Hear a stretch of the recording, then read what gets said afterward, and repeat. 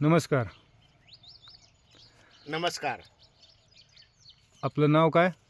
माझे नाव रमेश कृष्णराव पवार, मुक्काम पोस्ट नांदवळ, तालुका कोरेगाव, जिल्हा सातारा. तुम्ही ह्या ऊसाची लागण केली आहे, ही व्हरायटी कोणची? ह्या ऊसाची व्हरायटी 86-032.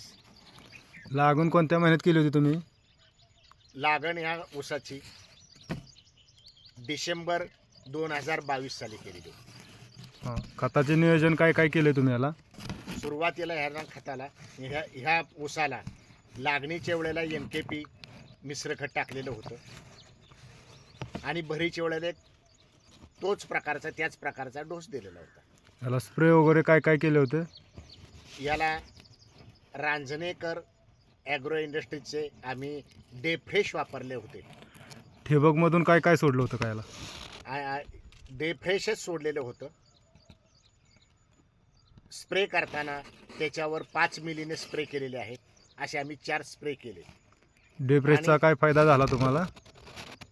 अतिशय फायदा आहे. ऊस उंच झाला. आज 26 ते 28 कांड्यावर ऊस आलेला आहे. लांबी वाढलेली आहे, वजन वाढलेलं आहे.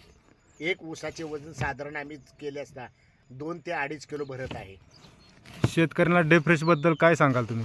अतिशय स्वस्तामध्ये आज शेतकऱ्याला याच्यातून इतका फायदा होतोय की वाढ होते, वजन होते आणि काळोखी एक जात टिकवली जाते.